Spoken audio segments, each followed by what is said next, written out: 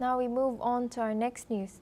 Nearly a year after the assassination attempt in Butler, PA, President Donald Trump shared his thoughts about the unforgettable moment with Fox News, praising the quick action that might have saved his life. The bullets were fired at President Trump by 20-year-old Thomas Crooks, who opened fire from a nearby rooftop during Trump's rally in Butler. On July 13, 2024, one bullet pierced Trump in the upper ear, others hit bystanders, including 50-year-old firefighter Corey Comperatore, who was fatally wounded while shielding his wife and daughters in the crowd.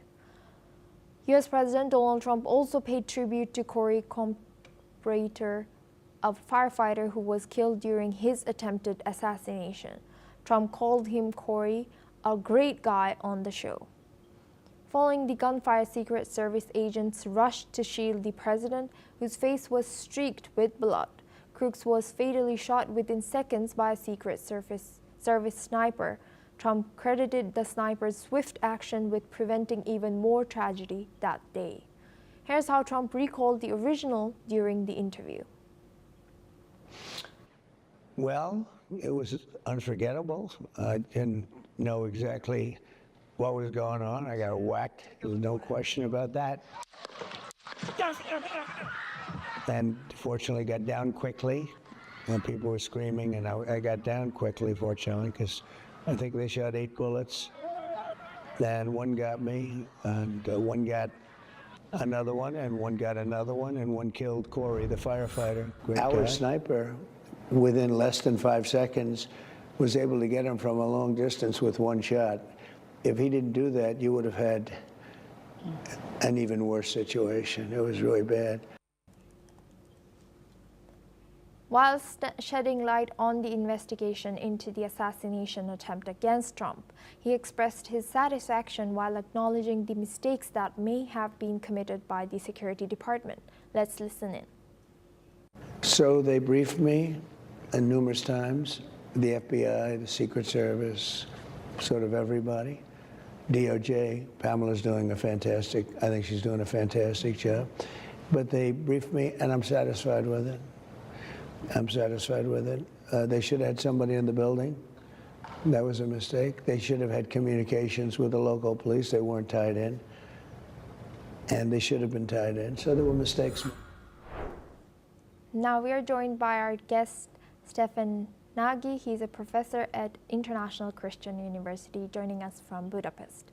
Thank you, Stefan, for joining us today. Good to see you. How has this assassination attempt in Pennsylvania shaped President Trump's public image and political messaging nearly a year after that? Did it leave any impact now that we look back at it? Well, I think it was a turning point in the election. It pushed many MAGA followers to look to President Trump as really the, whether we like this or not, saved by God. And I think that this has really empowered his mission to transform the United States in a way that he is envisioning. Today, when we look at one year past the assassination attempt, he is in a bolder position. He has had several successes: the Big Beautiful Bill, the bombing of the Fordo nuclear site in Iran, pressuring the NATO allies to spend 5%. Again, I think this assassination attempt made him feel mortal. Brought him a certain sense of determination about creating a legacy, and that he has been committed in his policy objectives of making America great again. Again, focusing on many of the things that I've mentioned, but again, he's going to continue to try to preserve and build a legacy stemming from this near-death experience. And what does the firefighter who was shot, his Corey Comperatore's sacrifice, reveal about the role of ordinary citizens supporting Trump and going through such political violence? So I don't think if this happened to President Biden or the candidate President Trump, I think that citizens in the United States would have reacted very similarly. The United States is known for a very, very active civil society that protects each other, that is committed to the American principles of liberty and prosperity and freedom to speak, and that I think that any American would have done something similar. So rather than focusing on the negative of the person that tried to assassinate Mr. Trump, I think what we should look to this event as the robustness of American civil society in supporting their political leaders, whether they're Democrats or Republicans. And do we know about any updates in the Secret Service? Is there anything that has changed about its approach to securing political rallies and public events since this shooting? Well, we should remember that the assassination attempt on Mr. Trump at this time last year was followed by actually another assassination attempt. So there seems to be a problem with security, and I think that the Trump administration has invested more in trying to secure not only Republican candidates, but in general enhance the security for individuals that are associated with politics.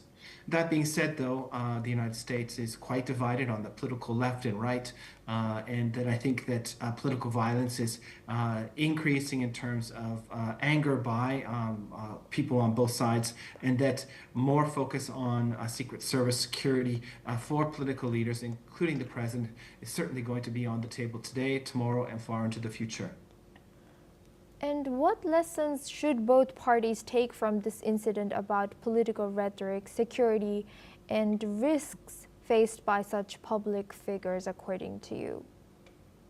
Well, we're in a period of populism, not only in the United States, but in many countries, and politicians are choosing much more inflammatory ways of talking about their political opponents, whether it is President Trump and President Biden, or in Canada between Prime Minister Mark Carney and his conservative opponent, Pierre Poilievre, or in other countries.